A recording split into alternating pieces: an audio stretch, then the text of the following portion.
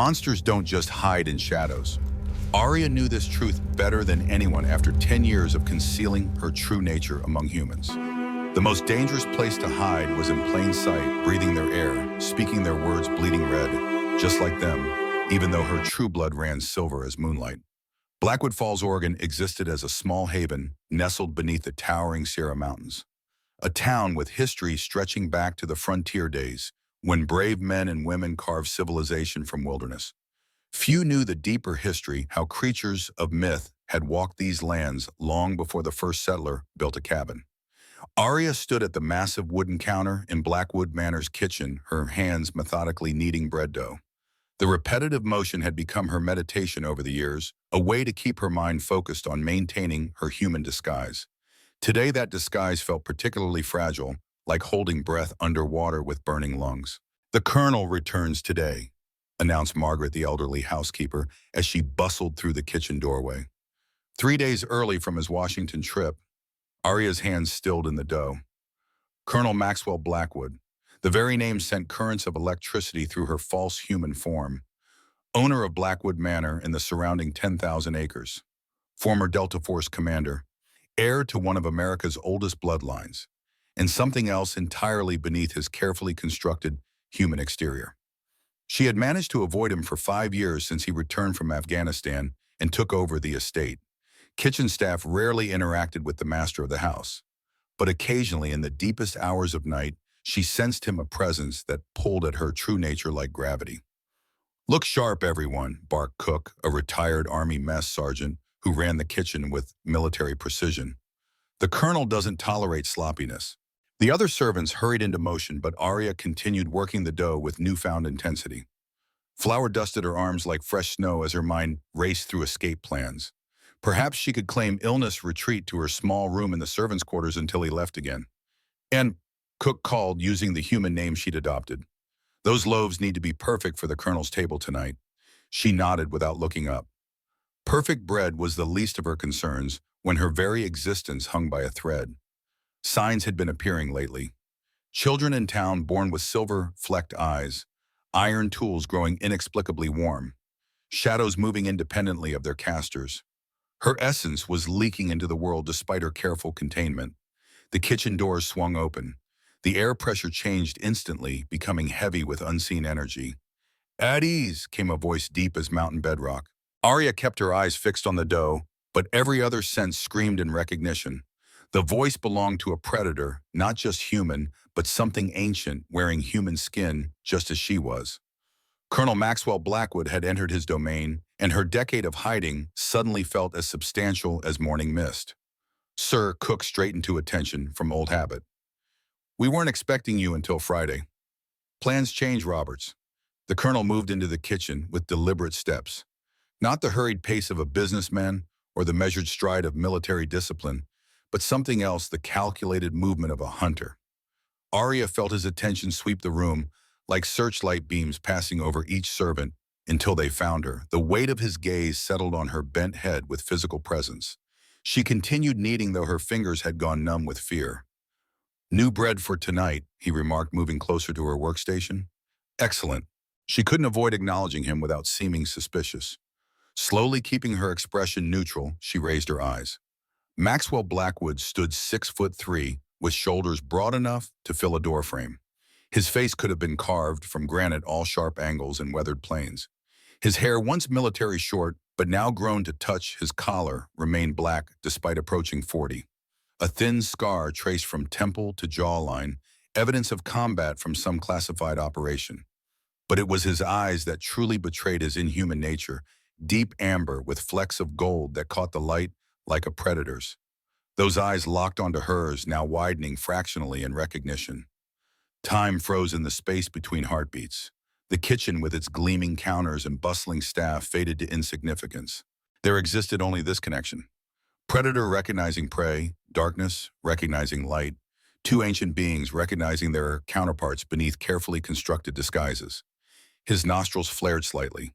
She knew he was catching her scent, not the human persona she projected, but her true essence. Ethereal energy smelled like ozone after lightning, impossible to fully disguise from one with enhanced senses. "What's your name?" His question broke the suspended moment. Anne, sir. The lie slid smoothly from 10 years of practice. Anne Miller. Ansome. He rolled the false name across his tongue like testing unfamiliar food. How long have you worked at Blackwood Manor? Nearly 10 years, sir. 10 years. His eyes narrowed slightly. Yet I don't recall seeing you before. Cook intervened. Anne works mainly mornings, Colonel. Started back when your father was still alive. The Colonel nodded, his predatory gaze never leaving her face. And where were you before Blackwood Falls? South Dakota, sir. My family died during an outbreak there. Another practice lie. An outbreak. His lips formed something that wasn't quite a smile. Yes, many were lost during that time. He knew she was lying. She could see it in the predatory stillness of his stance, the way his head tilted, slightly as if considering a puzzle. Your shadow, Anne. His voice dropped lower, meant only for her ears. It moves, unusually. Ice filled her veins. Her shadow had been misbehaving more frequently lately, failing to properly mimic human movement patterns. She glanced down to find it stretching toward him with gossamer tendrils no human shadow would form. Must be the kitchen lights, sir. She stepped sideways, forcing her shadow to realign naturally. Must be. His tone made clear he believed nothing of the sort. He reached for one of her unbaked loaves, fingers deliberately brushing against hers in the process. The contact lasted less than a heartbeat, but the reaction was immediate. Silver fire raced through her veins, and her true nature surged against his bonds, desperate to answer whatever had called to it through his touch. She jerked back the bread, tumbling between them. For one horrifying moment, she felt her disguise flicker. The air around her shimmered with heat that had nothing to do with the ovens. Her shadow on the wall shifted wrongly, too many angles, too much depth, like a reflection in broken water. Forgive me, sir. She dropped to her knees, gathering the fallen dough, using the position to regain control over her form. How clumsy. Rise. The command was gentle but absolute. She stood on shaking legs as he studied her with an intensity that could peel paint from walls. You'll serve at tonight's dinner party, he announced. Cook began to protest. But Colonel Anne works in the kitchens, not tonight she serves. His tone brooked no argument. Then to her specifically, wear something appropriate for the main dining room. You'll attend the head table. The head table where she'd be exposed to every guest, every eye that might notice something amiss. Where she'd stand for hours under the scrutiny of humans who might sense her otherness. But worse, where she'd be near him with his inhuman senses and knowing eyes. One more thing. The Colonel turned at the doorway, his dark gaze finding hers across the chaos of the kitchen. Your shadow, Anne. You might want to tend to it.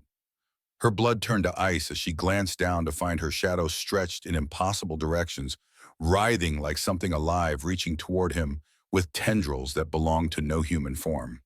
When she looked up again, he was gone, leaving only the echo of his presence and the terrible certainty that her decade of hiding had just ended. The grand dining room of Blackwood Manor transformed at sunset. Crystal chandeliers cast dancing light across walls adorned with antique weapons and portraits of stern-faced Blackwood ancestors dating back to Revolutionary times. The massive oak table gleamed beneath carefully arranged silver and china, while fresh-cut flowers from the estate gardens scented the air. Aria stood with the other servants in a side chamber receiving final instructions. Helena, the head housekeeper, adjusted the collar on Aria's borrowed uniform, a black dress with white trim that actually fit unlike her usual shapeless kitchen attire. Remember, Helena whispered sharply, pour from the right, never speak unless addressed directly, and whatever you do, don't look the guests in the eye. If only it were that simple. Aria's true concern wasn't etiquette, but survival. Her encounter with the Colonel that morning had weakened her disguise. Maintaining human appearance now required constant concentration, like balancing on a tightrope while juggling flaming torches. Tonight's guests include military officials, business associates, and Dr. Eleanor Reed from the Emeritus Institute. Helena continued adjusting uniforms and giving instructions. The Colonel expects perfection. Aria's attention snagged on the unfamiliar name. Emeritus Institute. Some research organization studying unusual phenomena. Helena replied dismissively. The Colonel has been consulting with them for months. The dining room doors opened and the servants moved to their positions. Aria took her place behind the head chair, hands clasped before her, eyes downcast. Her heart hammered against her ribs, too fast, too hard, too human. Guests began arriving in waves of expensive perfume and tailored clothing. Military men with ramrod postures, politicians with practiced smiles, business associates with calculating eyes. Aria recognized some from her years of hiding: Senator Williams with his booming laugh, General Patterson with his Medal of Honor, local magnates who treated Blackwood Falls as their personal fiefdom. Then came the announcement that made her bones ache. Colonel Maxwell Blackwood and Dr. Eleanor Reed of the Emeritus Institute for Supernatural Research. Supernatural research. The words echoed like funeral bells in Aria's mind. The colonel entered wearing a perfectly tailored black suit that absorbed light like a void. Beside him walked a woman in her 50s with steel gray hair pulled into a severe bun. Ravian wore a high-necked navy dress, but what caught Aria's attention was the necklace, a steel chain, supporting a pendant that made her true nature recoil. A shard of crystallized ethereal essence, still faintly pulsing with trapped life. Aria forced her breathing to remain steady as they approached. The colonel's eyes found her immediately tracking her as she took her position behind his chair. The trapped essence in Reed's pendant seemed to pulse faster as the woman drew near, recognizing its own kind. "Your home remains as impressive as ever, Colonel," Reed remarked as he held her chair. "Thank you for hosting our discussion on such short notice. Blackwood Manor has always opened its doors to those who protect American interests," he replied smoothly, taking his seat at the head of the table. The meal began with practiced efficiency. Aria moved mechanically, pouring wine, serving dishes, all while keeping her eyes lowered and her essence tightly contained. But every time she approached the head of the table, she felt dual pressures: the colonel's amber gaze tracking her movements and the pendant at Reed's throat growing perceptibly warmer. During the second course, Reed turned the conversation toward her purpose. "Colonel, the energy signatures we've been tracking across Oregon have intensified these past weeks," she said, voice pitched for discretion despite the clatter of silverware in conversation. "We believe they confirm our theory about surviving ethereal presence." Aria nearly dropped the wine decanter, catching it at the last moment. A single drop splashed onto the white tablecloth like blood on snow. "Careful," Reed said sharply, ice blue eyes suddenly fixed on her. "Nervous hands often indicate a guilty conscience." "Leave the girl be," the colonel commanded softly. "She's unused to serving the main table." "Of course," Reed's smile sharpened. "Though I must say, Colonel, your staff has an unusual energy about them. Perhaps we should discuss employee screening protocols as well." The colonel's expression remained neutral, but Aria sensed a dangerous stillness come over him, the calm before a storm. "My staff undergoes thorough vetting, Doctor. Now perhaps we should discuss these energy signatures you mentioned." Reed dabbed her lips with a napkin. "We've detected anomalies consistent with ethereal essence throughout the region. Silver-flecked eyes in newborns, unexplained electromagnetic disturbances, iron objects heating spontaneously." Each symptom Reed listed corresponded exactly with what Aria had observed herself: the gradual leaking of her essence into the surrounding environment, despite her careful containment. "Most fascinating," Reed continued, "we've traced the highest concentration of these anomalies to Blackwood Falls itself, almost as if something or someone has been hiding here, gradually affecting the environment." The colonel sipped his wine thoughtfully. "And what would the Emeritus Institute suggest as a response?" "Detection and capture naturally." Reed touched her pendant. "We've developed methods for identifying hidden creatures. Which brings me to my proposal: a security sweep of Blackwood Manor itself." "Impossible." The colonel's voice remained pleasant, but steel ran beneath it. "This estate has been private Blackwood territory since before Oregon achieved statehood. With all respect, Colonel, if an ethereal has infiltrated your household, national security is my primary concern." He cut her off smoothly. "Which is precisely why I'll conduct any necessary investigations personally." Tension crackled between them, battle of wills beneath civilized veneers. Aria continued serving, trying to make herself invisible, though her shadow occasionally stretched toward the colonel like a plant seeking sunlight. Disaster struck during dessert. Commander Harris, a retired Navy SEAL well into his cups, grabbed Aria's wrist as she poured his coffee. "Pretty thing," he slurred, fingers digging into her flesh. "The colonel always did have an eye for beauty. Perhaps you could serve more than coffee later." Well, the rage came instantly, involuntarily. Her true nature surged against its bonds, and for a split second her skin flickered, human flesh becoming translucent, revealing the silver starlight beneath. Harris jerked back with a cry, coffee spilling across the tablecloth. Her hand, "Did you see that?" Every head turned toward Aria. Reed half rose from her seat, eyes gleaming with predatory triumph. "You're drunk, Commander."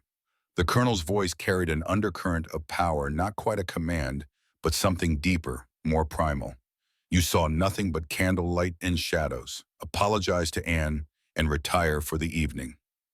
Harris's mouth worked soundlessly, fighting against the influence in those words before he mumbled an apology and stumbled from the room. But Reed had seen. Her ice-blue eyes locked onto Aria with naked hunger. "How fascinating, Colonel. Perhaps you'd allow me to perform a small demonstration. The Emeritus Institute has developed new methods for detecting hidden creatures." Before anyone could respond, she pulled a crystal vial of clear liquid from her clutch.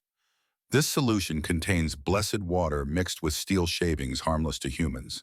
She smiled thinly. "Would you permit a simple test?" The colonel's expression remained impassive, but Aria sensed the dangerous energy building around him, like static before lightning. "That won't be necessary, Doctor." "But I insist." Reed unstoppered the vial and stood. "For security purposes." She began walking around the table, letting drops fall on nearby servants, who merely looked confused as the liquid harmlessly dampened their clothing. "You see, completely safe for humans." Aria backed away as Reed approached, but the dining room offered limited escape routes. The doctor moved with deliberate steps, vial raised high. "Just a drop to prove you're human, Anne." Reed's voice dripped false sweetness. "Unless you have something to hide." Time slowed. The water arced through the air, catching candlelight like falling stars. Aria braced for searing pain, for exposure, for the end of her decade-long deception. A hand shot out, catching the solution before it could touch her. The colonel stood between them, the blessed water sizzling against his palm with the sound of meat on a hot pan. The dining room fell silent, every eye fixed on the colonel's smoking hand. "You're injured," Reed gasped, genuine shock cracking her composed facade. "And you forget yourself, Doctor." His voice could have frozen flame. "No one threatens what is mine." The possessive claim rang through the hall like a bell toll. "Mine." A predator's claim witnessed by dozens. Reed's eyes narrowed in calculation. "She's not human, Colonel. Surely you can sense it. And now I see you're not entirely human yourself." Her voice dropped to a whisper. "What are you protecting, guards?" The colonel's command brought 4 security personnel instantly to attention. "Escort Dr. Reed to the guest wing. She will remain as our guest until certain matters are resolved." As the guards surrounded her, Reed's gaze locked onto Aria with naked hatred. "The Emeritus Institute has been hunting your kind for decades, abomination. We won't stop now." The colonel turned to his remaining guest, composure perfect, despite his injured hand. "My apologies for the disturbance.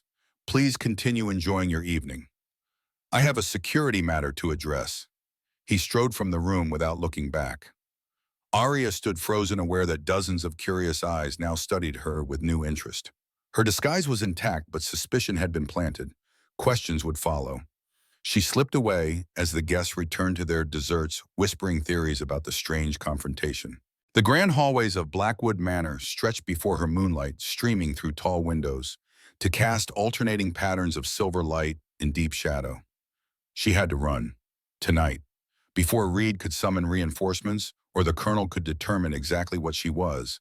10 years of careful hiding had come to this flight again, with nothing but the clothes on her back. Her reflection in a darkened window showed the truth, her disguise, failing human features flickering between flesh and starlight. She turned toward the servants' quarters to gather what few possessions she'd accumulated. "Stop running!" The command came from everywhere and nowhere.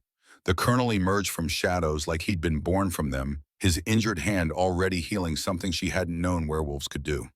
The air between them crackled with unspoken truths and dangerous possibilities. She pressed herself against the wall, searching for escape routes. "You knew," she gasped, heart pounding against her ribs. "From the moment you walked into the kitchen this morning, you knew what I was." "I suspected." He moved closer with predatory grace. "Your shadow, your scent, the way reality seems to bend around you like light through water. But it wasn't until tonight, until I felt the bond, when I touched you, that I knew for certain. There is no bond. The denial came desperate, automatic. Ethereals don't have mates. We can't. Lie to yourself if you must, he said softly, now close enough that she could see gold fracturing through his amber eyes. But don't lie to me. I've sensed you for years, Aria. Her true name on his lips shattered something inside her. The disguise collapsed entirely in a cascade of failure points. Light exploded from her skin, not harsh but liquid, like moonlight given form. Her hair floated as if underwater, shifting between silver and starlight. Her eyes became pools of infinite depth containing galaxies. She stood before him as she truly was, the last ethereal, a being of pure magical essence wrapped in a form that was almost but not quite human. The colonel didn't step back. Instead, he reached out, his fingers hovering inches from her luminescent cheek. Beautiful, he breathed like a man seeing stars for the first time. I'm an abomination, she whispered. Your people hunt mine. Reed will return with an army. Every moment I remain puts you in danger. I've been in danger since the day I returned from Afghanistan. His hand finally made contact, and where his skin met her ethereal form, silver light danced between them. My father didn't die naturally, Aria. He was poisoned by those who wanted a different master for Blackwood lands, one they could control. The confession hung between them. She saw the weight he carried, the loneliness of a position built on blood and betrayal. Why did you protect me tonight? Because my wolf recognized you before my mind did. His other hand came up, framing her face. For 5 years, I've felt this pull toward the kitchen, toward a servant who somehow made my wolf howl for its mate, because you're not the only one hiding your true nature. Before she could ask what he meant, he began to change. Not the fluid shift of a normal werewolf, but something primal and ancient. His bones broke and reformed his skin, rippling with fur that seemed to absorb light rather than reflect it. When the transformation ended, a massive wolf stood before her, but its eyes held too much intelligence, its form too large, its presence too otherworldly. First wolf, she gasped, recognizing the creature of legend, the original predator that existed before the moon goddess tamed them. Cursed, he said, voice strange coming from lupine jaws. My bloodline carries the curse of the first wolves. We're neither fully human nor wolf. We heal from wounds that should kill us, but bless water and steel burn us as they burn you. Monsters just like the ethereals. Understanding washed over her. That explained his resistance to commands, why the blessed water burned him. He wasn't purely werewolf, but something older, more primal. We're both remnants of the old world. He continued, shifting back to human form with unnatural speed. The healing ability made sense now. It wasn't wolf magic, but something more ancient. Perhaps that's why fate bound us together. He gestured toward the library doors. Reed is being watched. But first you need to tell me everything, why you're here, why you've been hiding what you're running from. Aria looked at this impossible alpha, this cursed man who'd claimed her, before dozens of witnesses who stood between her and blessed water, who showed her his monstrous truth without fear. My mother, Valeria, she began, her form flickering between human and ethereal as emotions surged. She didn't die in the Great Purge when humans hunted us. She became something else, something hungry. Valeria has been hunting me for 10 years, feeding on ethereal essence to maintain her twisted existence. I came to Blackwood Falls because the manor's steel wards work both ways, not just keeping magic out, but hiding it within. She looked up at the ancient protections built into the ceiling moldings, invisible to human eyes but glowing faintly to her true vision. I've been safe here until now. Glass shattered behind them. Through the broken window came creatures of living shadow, their forms writhing with corrupted magic. At their center floated a being that might once have been beautiful, an ethereal whose light had turned to darkness, whose essence consumed instead of creating. Hello, daughter, Valeria said, voice like breaking bells. Time to come home. Maxwell Blackwood, Colonel of American Special Forces and heir to the first wolf bloodline, stepped between Aria and the twisted creature who had once been her mother. His eyes blazed, gold claws extending from human fingers. She is under my protection, he growled, the sound rumbling from deep in his chest. This is Blackwood territory. Aria's mother laughed, the sound like shattering crystal. How charming. The little wolf thinks he can challenge me, her attention fixed on him with predatory interest. And what are you, not quite wolf, not quite human? How delicious. Mother, Aria stepped forward, silver light coalescing around her hands. You don't have to do this. The hunger can be controlled. Let me help you. Help me, her mother's twisted form pulsed with stolen light. You think I want to be cured? This isn't a disease, child. It's evolution. The shadow creatures lunged simultaneously, their forms spreading across the hallway like spilled ink. Ancient paintings crumbled at their touch, centuries of Blackwood history dissolving into ash. Aria's light flared instinctively, creating a barrier that made them recoil with shrieks that weren't quite sound. Protective of your pet human, her mother drifted closer. How disappointing. I raised you to be apex, not prey.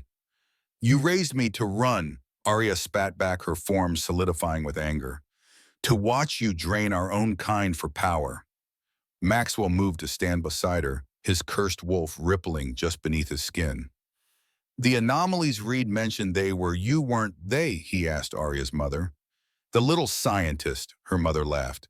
She's been useful following my trail, flushing out hidden ones for me to harvest, though she doesn't know it yet.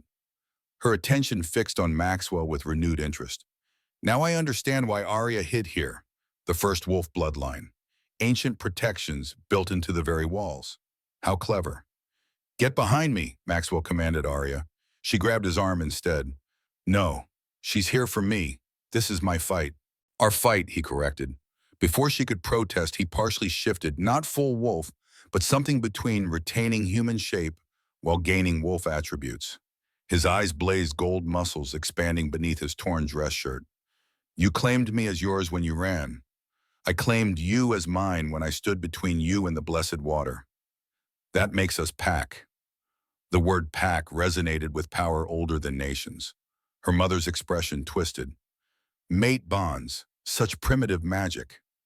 She gestured and her shadow servants attacked again. The battle erupted in chaos.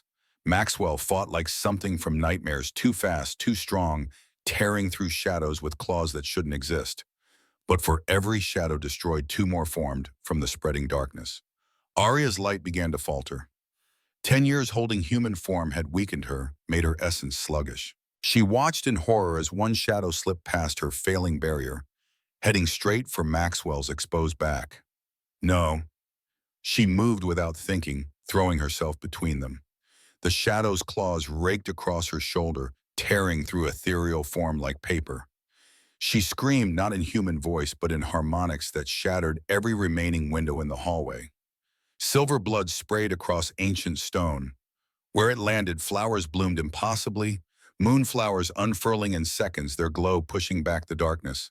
The signs she'd been seeing, children with silver-flecked eyes, warm iron, suddenly made sense. Her essence had been slowly leaking into the world, seeding it with ethereal magic. Aria, Maxwell caught her as she fell, and something primal snapped inside him. The curse he'd controlled his entire life erupted outward. His form expanded, twisted, became something that belonged in humanity's oldest nightmares. Not wolf, not man, but the thing that spawned both 12 feet of muscle and shadow eyes like molten gold jaws filled with teeth that could crack mountains. The first wolf, the original monster. Even her mother stepped back. With a roar that shook the manor's foundations, Maxwell attacked not with strategy or skill, but with primordial rage. He tore through shadows like tissue, his very presence making reality buckle around him. The cursed bloodline that had been his family's shame became weapon, became wrath, became retribution. But her mother had lived 10 years feeding on power. As Maxwell charged her directly, she smiled and spoke a single word in the old tongue. Stop. The command hit him like a physical wall. Not a werewolf command, but something older, the same magic that had once bound the first wolves, forcing them to submit to the moon goddess. Maxwell crashed to his knees, his monstrous form fighting against invisible chains. Fascinating, her mother mused, circling him. The curse responds to the original binding. You're not just descendant of the first wolves. You are one reborn in flesh. She traced a claw along his jaw. I could make such use of you.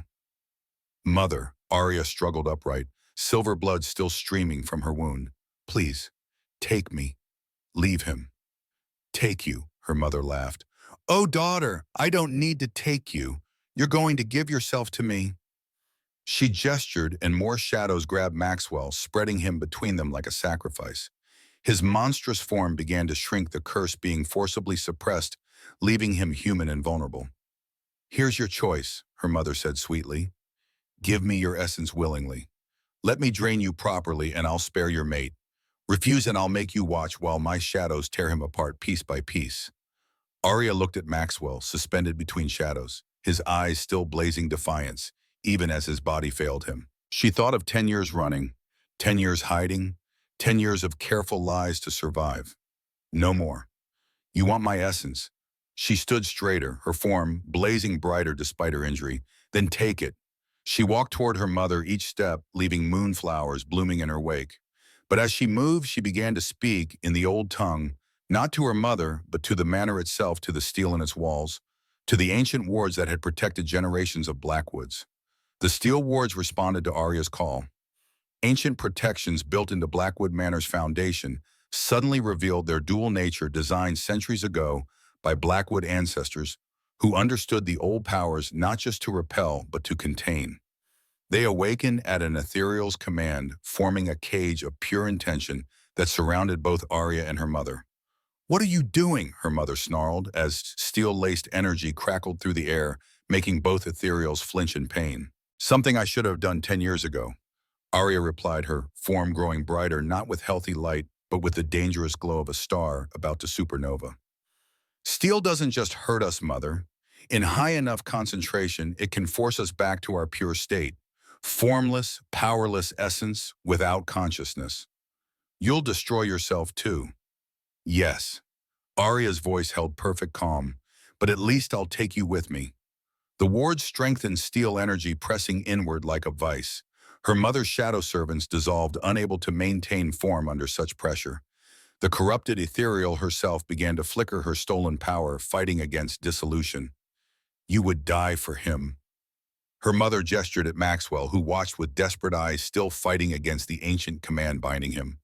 For a cursed mongrel who will live maybe 60 years, while you could exist for millennia.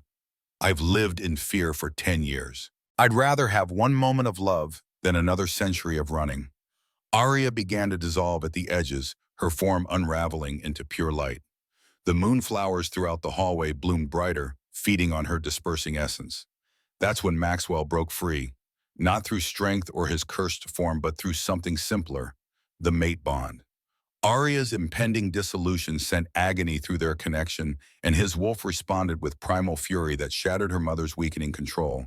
He crashed to the floor and immediately lunged not at her mother, but at Aria, wrapping his arms around her dissolving form. Stop, he commanded, not as an alpha, but as her mate. You don't get to leave me. The wards can be transformed. He pressed his forehead to hers, and she felt it, his wolf, his curse, the monstrous thing inside him, reaching out through their connection. You're not the only one who can sacrifice, little star. He smiled, and it was beautiful and terrible. My curse for your freedom. She felt his intention through their bond, and horror flooded her. No, you can't. The first wolf's essence is older than your mother's corruption, older than steel wards. If I release it fully, it will change everything. Not destroying, but transforming. I won't let you. Then we do it together. His gold-flecked eyes blazed with certainty. Your light, my darkness, creation and destruction. Balance, her mother screamed, realizing what they intended. She threw herself at them, no longer beautiful, but monstrous, all pretense of ethereal grace gone in her desperation. Aria looked into Maxwell's eyes and saw eternity. Together, she agreed. They released everything simultaneously. Aria's ethereal essence exploded outward in waves of pure creation light that gave rather than took, healing rather than destroying. The moonflowers that had been spreading throughout Blackwood Falls for months suddenly bloomed everywhere, in every crack and crevice where her essence had touched. Maxwell's curse erupted in response. Darkness devoured darkness as the primordial hunger of the first wolf was unleashed without restraint. The ancient power tore through her mother's shadowy servants, consuming them like wildfire through dry brush. Where light met darkness, impossible things happened. The steel wards didn't break, but transformed, becoming silver, then gold, then something that had no name because it had never existed before. Her mother's corrupted form, caught between creation and destruction, began to unravel.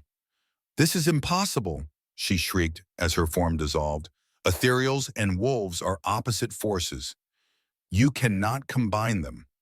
"We're not opposites," Aria said, her voice harmonizing with Maxwell's growl. "We're balance."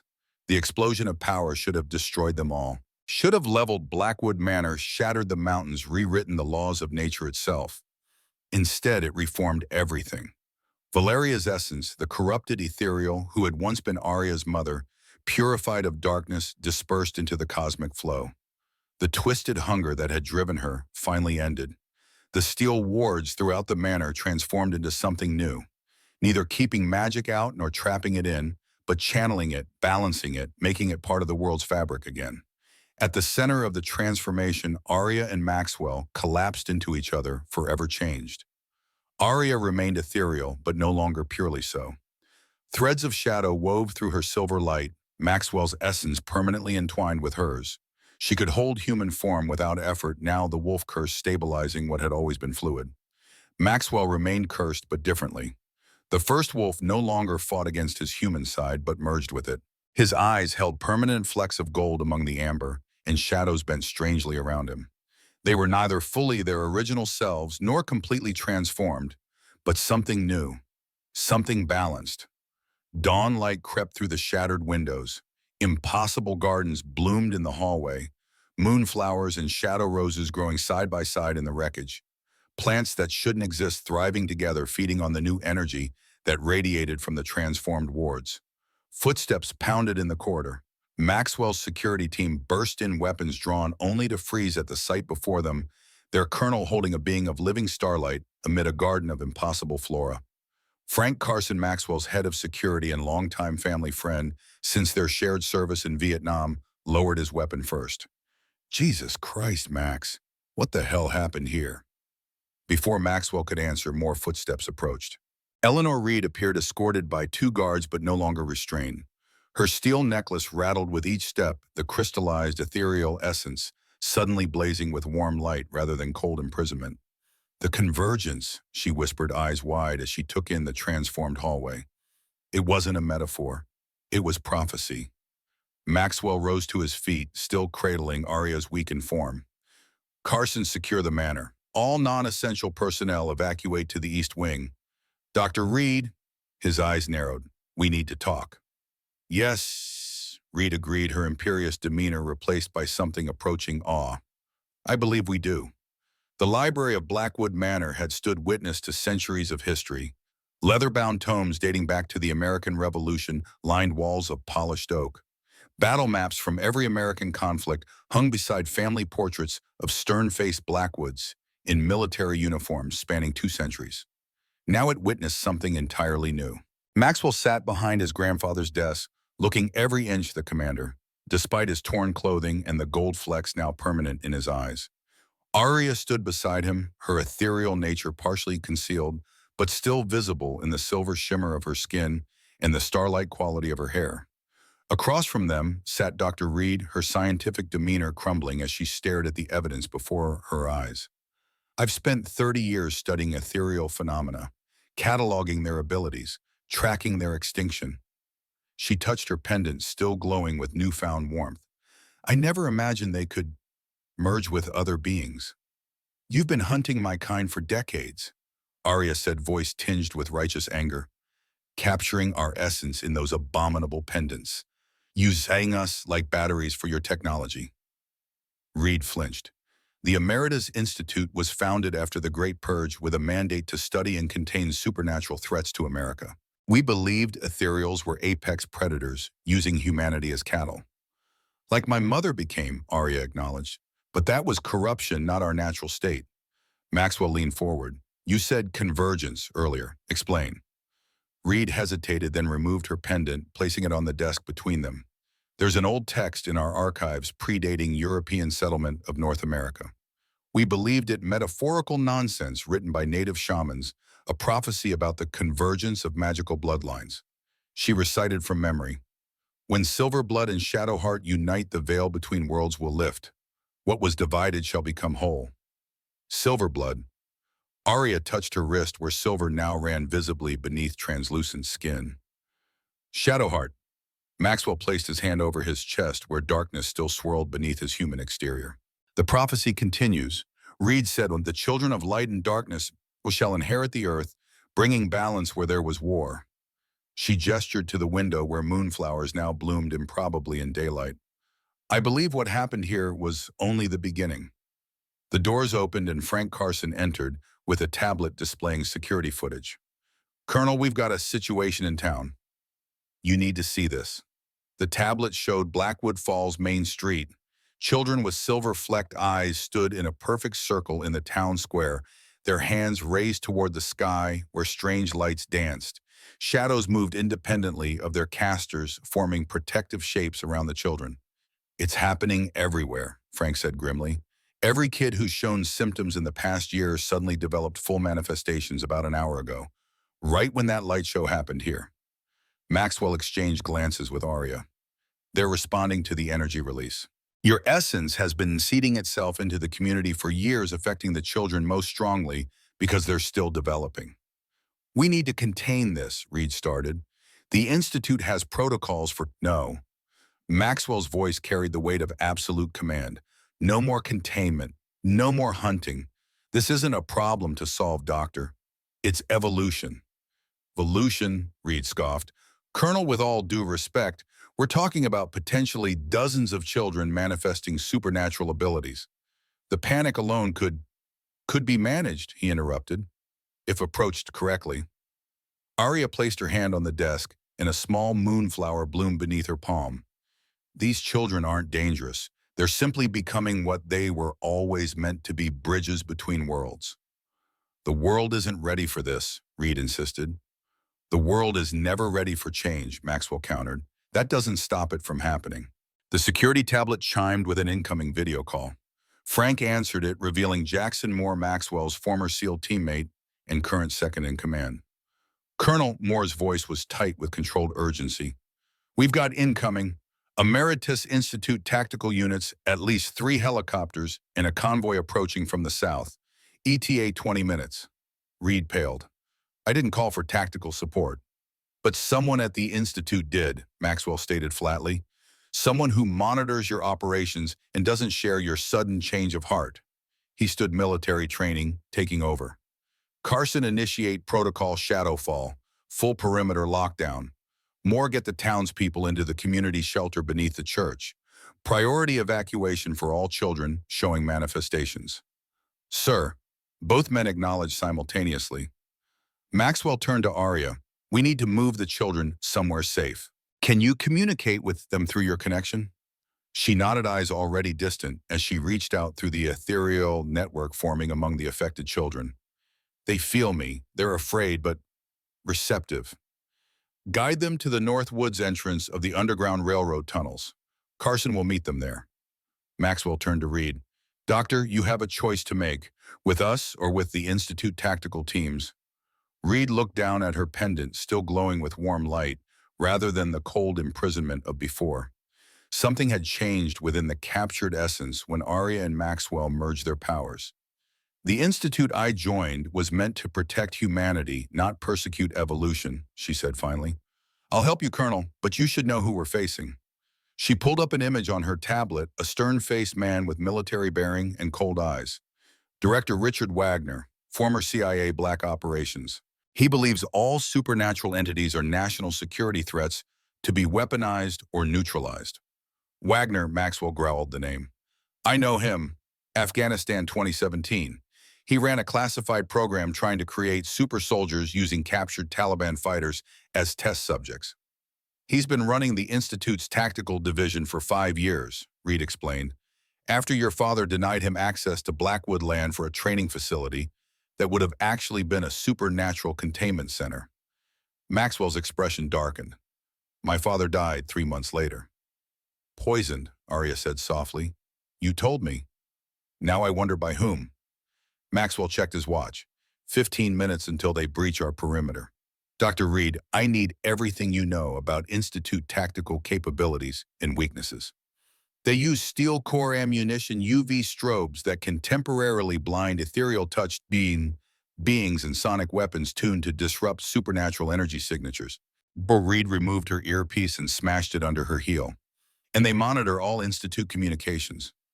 Then we do this the old-fashioned, well, Maxwell decided. Aria, get to the children. I'll coordinate our defense. No, she stepped closer, silver light intensifying around her. We do this together.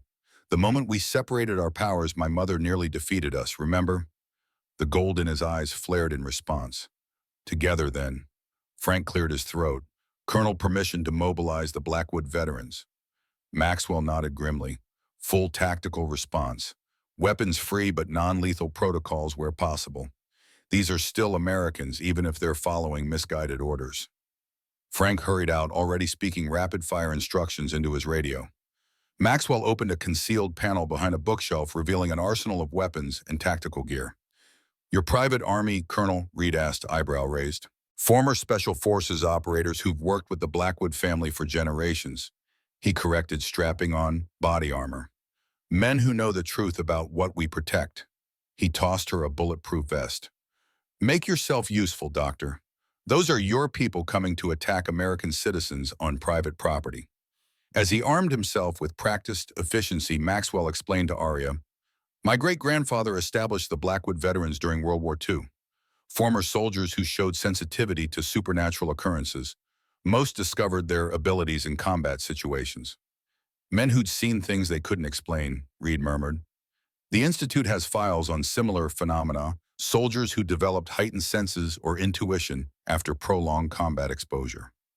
The thin places between worlds open widest during moments of extreme stress, Aria said, watching Maxwell check a massive custom-built sidearm.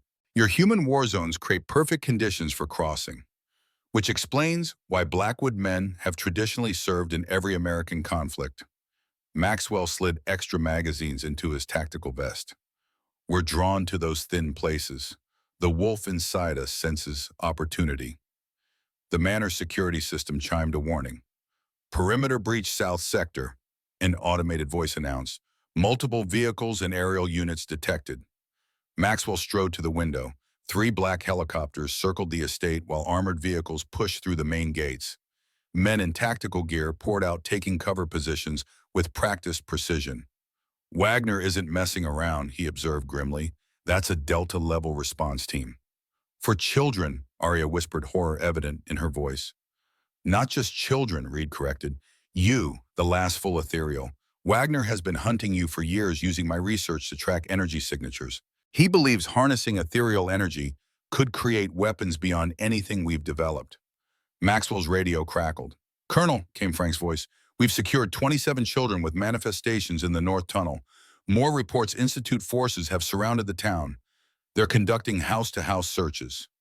Martial law without authorization, Maxwell growled, on American soil. Wagner always believes the ends justify the means, Reed said.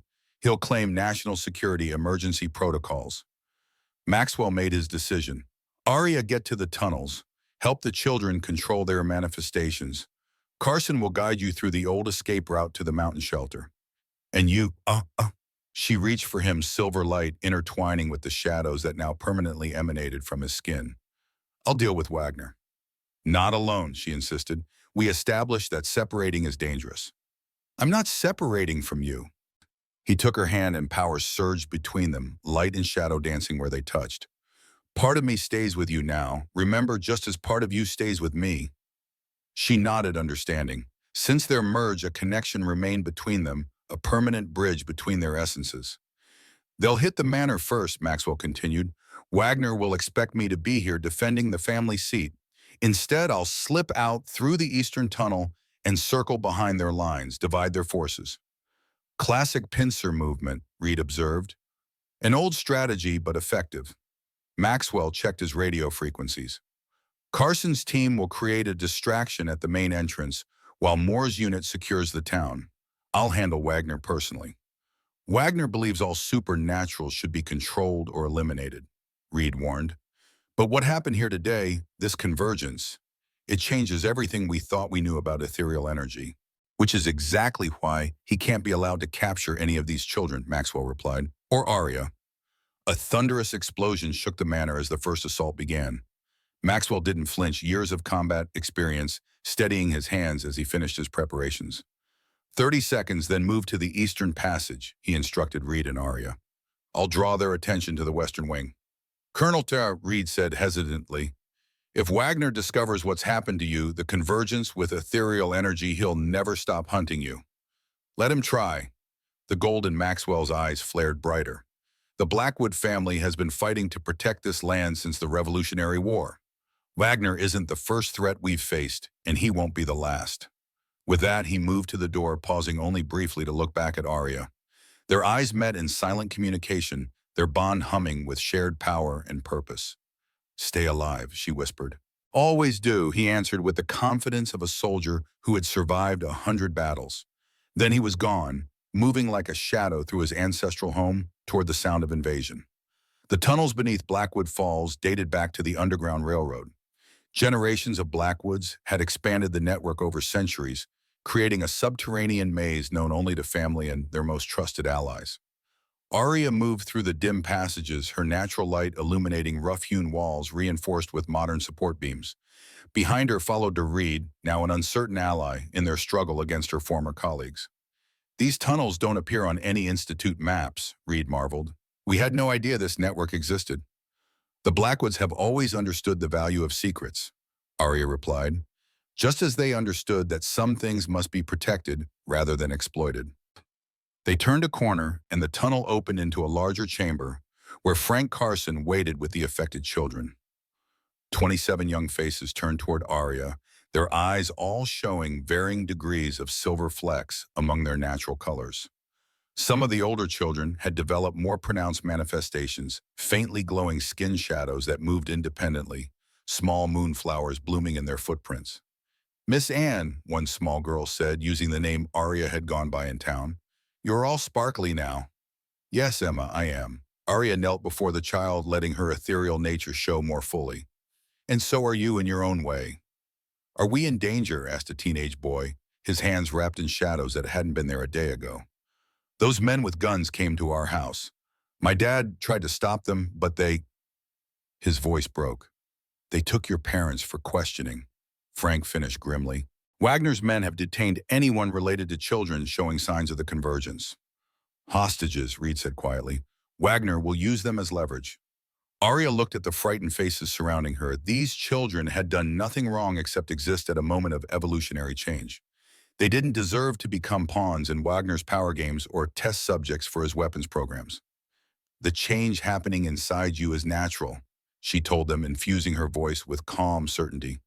It's been coming for generations. You're not becoming monsters. You're becoming bridges between worlds that have been separated too long. But we can't control it, the teenage boy said, shadows flickering around his fingers. I nearly hurt my little sister when these things first appeared. I can help you learn control, Aria promised. That's why we're here. She looked at Frank. How secure is this location? Reasonably, he answered, but we can't stay indefinitely. The Institute has thermal imaging technology that might eventually detect this many bodies clustered underground. We need to move them to the mountain shelter, Reed suggested. The old mining tunnels were reinforced with steel during the Cold War. If they've transformed like the wards at the manor, they might actually amplify the children's abilities rather than dampen them. Frank nodded. That's the plan. But we need to coordinate with the colonel first, make sure our path is clear. As if summoned by the mention, Maxwell's voice came through Frank's radio. Carson status report. Frank keyed his mic. All packages secured at Checkpoint Alpha. Ready for Phase 2 on your mark. Negative, Maxwell replied, his voice tight with suppressed urgency. Wagner has deployed a new weapon, some kind of ethereal detection grid. Any significant manifestation will trigger their sensors. Aria felt cold fear spread through her. The children can't hide their energy yet. They haven't learned control. Exactly the problem, Maxwell confirmed. Moore's team is pinned down in the town center. Wagner's using civilian hostages as shields. We need a new strategy. What about the convergence? Aria asked suddenly. If these steel-lined tunnels have transformed like the wards at the manor, Could they mask our energy signatures rather than amplify them? There was a moment of silence before Reed spoke up. That's actually possible. The transformed steel might create a dampening field instead of a containment one. Test it, Maxwell ordered. Aria placed her palm against the tunnel wall, reaching out with her senses. Where once the steel reinforcements would have burned her ethereal form, they now responded differently, absorbing her energy, cycling it, redirecting it through the structure itself. It's working, she reported. The steel is channeling the energy, dispersing it harmlessly throughout the system. That gives us an option, Maxwell said. Carson, proceed to the mountain shelter through the eastern passage. I'll create a diversion at the manor to draw Wagner's forces away from your route. What kind of diversion? Frank asked. The kind they won't ignore, Maxwell answered cryptically. Move out in 5 minutes. Blackwood actual out. Frank immediately began organizing the children into travel groups, pairing the younger ones with teenagers who could help guide them. Aria assisted, using her ethereal energy to calm the most frightened children. De Ridder approached her privately. There's something you should know about Wagner. What? He doesn't just want to contain ethereal energy. He believes it can be weaponized on a scale we've never seen before. Reed looked haunted. My research indicated that pure ethereal essence, if properly harnessed, could theoretically affect quantum fields. Meaning what exactly? Aria asked, though she feared she already knew. Meaning he could potentially destabilize the fundamental forces holding matter together. Reed's voice dropped to a whisper. Wagner doesn't just want weapons. He wants the power to unmake reality if necessary. And he thinks I'm the key to that power, Aria realized. The last full ethereal.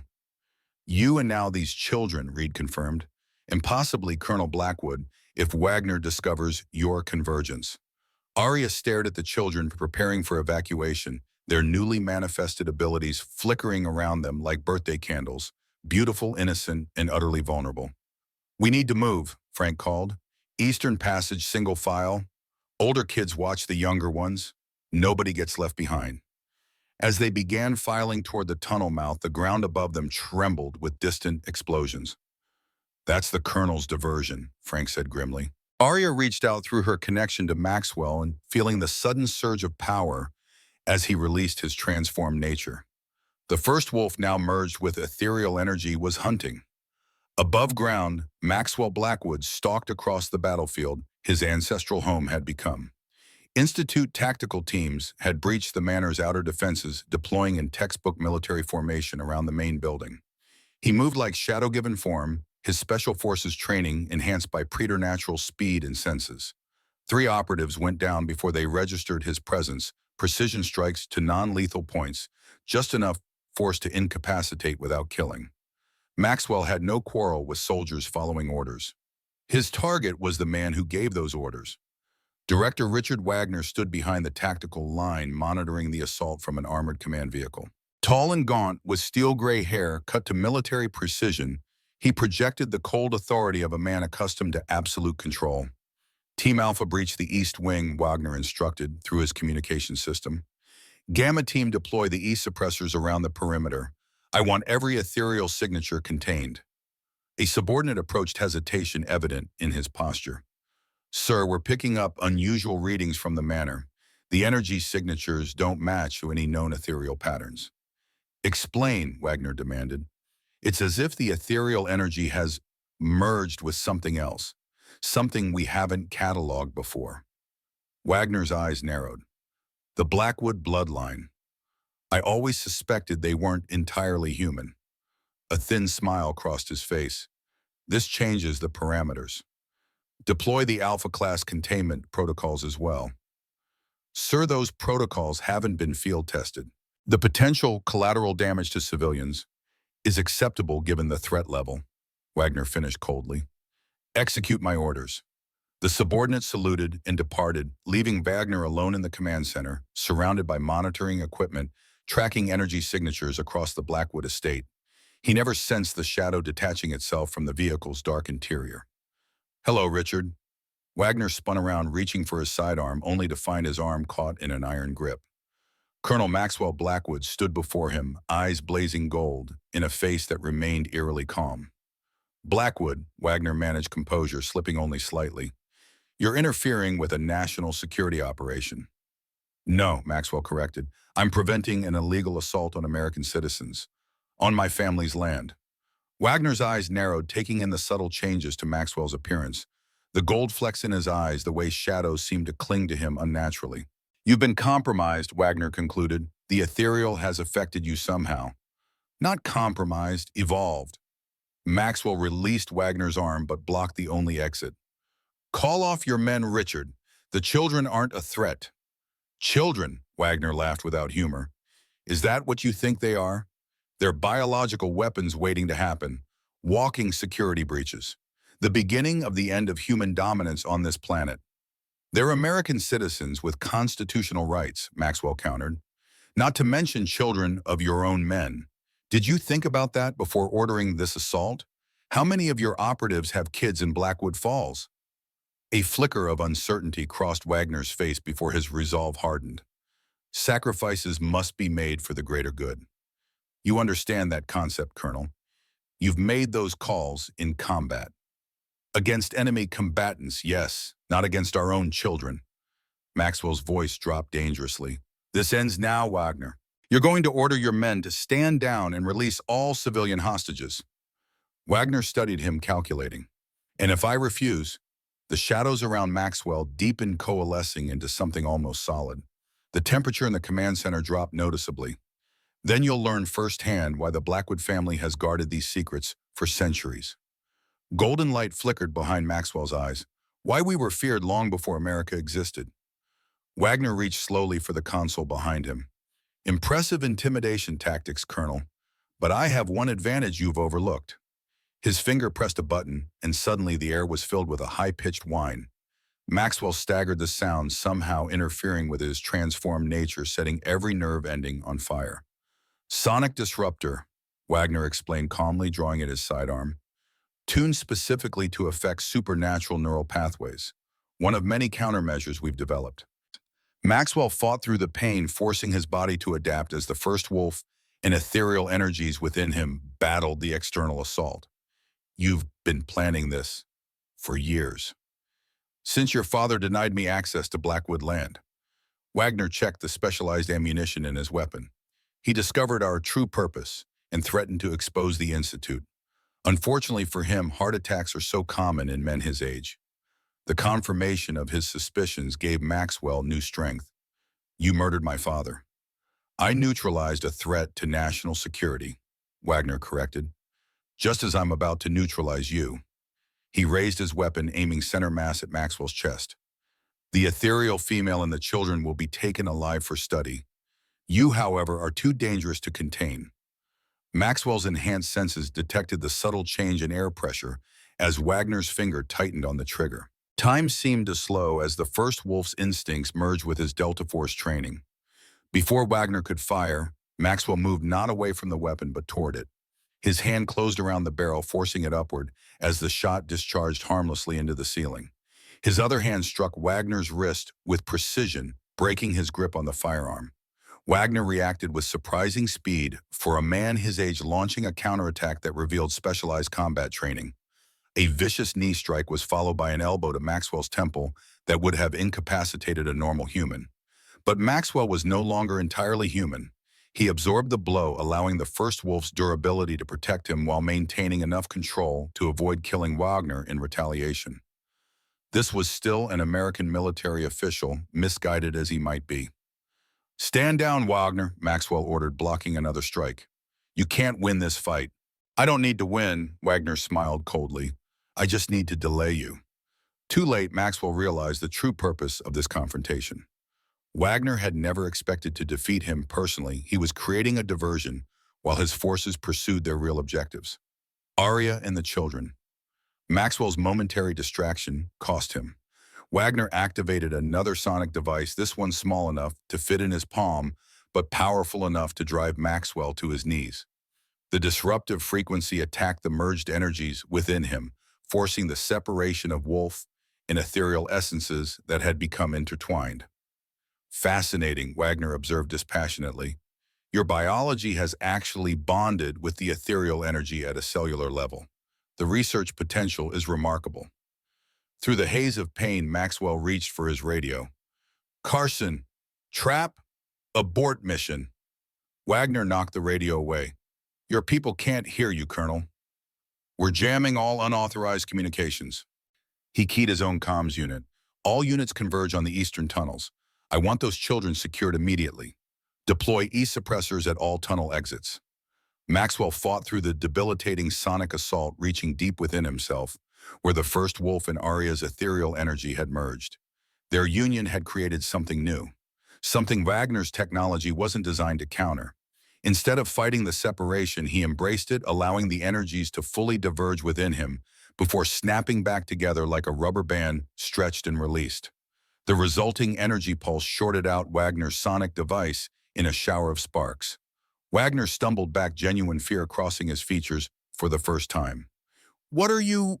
Maxwell rose to his full height, eyes now blazing, solid gold shadows coalescing around him like living armor. I am what you most fear, Richard. The future you can't control. Outside gunfire and explosions intensified as the Blackwood veterans engaged Institute forces. Maxwell could sense the battle, turning his men using their superior knowledge of the terrain to outmaneuver Wagner's tactical teams. But the children remained vulnerable. Without direct communication, Frank wouldn't know about Wagner's trap. Maxwell needed to reach Aria, not through technology but through the bond they now shared. He closed his eyes, focusing on the connection that stretched between them like a golden thread. Their partial merger had created a psychic link, tenuous but real. If he could just reach her, Aria. Miles away, deep in the eastern tunnels, Aria staggered mid-step. The children around her stopped, sensing the disturbance in her energy field. Miss Anne, Emma asked worriedly, are you okay? Aria focused inward, feeling Maxwell's presence through their bond. Danger, trap, eastern exit compromised. We need to change course, she announced urgently. Frank, the eastern exit is a trap. They're waiting for us. Frank frowned. How do you know? Maxwell told me. She touched her chest where the bond pulsed strongest. We're connected now. He's fighting Wagner, but he managed to warn us. Reed stepped forward. There's another option, the northern mining shaft. It was abandoned in the 1950s when the silver deposits ran out. The Institute doesn't have it on any maps. It's unstable, Frank objected. That's why we sealed it 20 years ago. It's our only option, Aria insisted. I can sense Wagner's men closing in on the eastern exit. They have some kind of ethereal suppression technology. Frank considered for only a moment before making his decision. Northern route it is. Everyone stay close. The tunnels get narrow and rough from here on. As they changed direction, Reed fell into step beside Aria. The bond between you and the Colonel, that's unprecedented. No documented case exists of ethereals forming psychic connections with other species. Because we've stopped being separate species, Aria explained. The convergence changed us both at a fundamental level. We're something new now. And these children, Aria looked at the young faces surrounding them, each showing varying degrees of transformation as ethereal energy merged with their human biology. They're the first generation of whatever comes next, neither fully human nor fully ethereal, but a perfect balance of both. Wagner will never accept that, Reed warned. He believes humanity must remain dominant, with all other species either controlled or eliminated. Then Wagner stands against evolution itself, Aria replied, a battle no one has ever won. They reached a junction where the maintained tunnels intersected with a rougher passage, its entrance partially collapsed and marked with faded warning signs. Northern shaft, Frank confirmed. Everyone stick together. The supports are old and some sections might be flooded. Aria moved to the front, her natural light illuminating the dark passage. I'll lead. My light should make navigation easier. As they entered the abandoned mine shaft, the quality of the air changed, becoming damper, heavier with mineral scents and the musty odor of decades without human presence. Behind them, distant sounds of pursuit echoed through the tunnels, boots on stone, voices calling out positions, the metallic clicks of weapons being readied. They found our trail, Frank said grimly. Move faster, but stay quiet. The children hurried forward, the older ones helping younger children over rough patches and fallen debris. Aria marveled at their resilience. Hours ago, most had been ordinary kids with ordinary lives. Now they were refugees, fleeing armed forces, their bodies transformed by energies they didn't understand. Yet they showed remarkable adaptation, already instinctively using their new abilities. One teenage girl created small balls of silver light to mark the path. A young boy's shadow stretched ahead, seeming to test the tunnel's stability before they passed. They're learning so quickly, Reed observed with scientific fascination.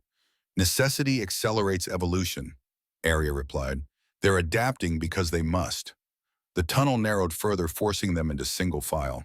Water dripped from the ceiling, forming puddles that reflected their passing like liquid mirrors. The air grew colder, indicating they were moving deeper beneath the mountain. Frank checked a weathered map by flashlight. Half-mile more to the northern exit. It emerges in a box canyon that should provide cover while we make for the mountain shelter.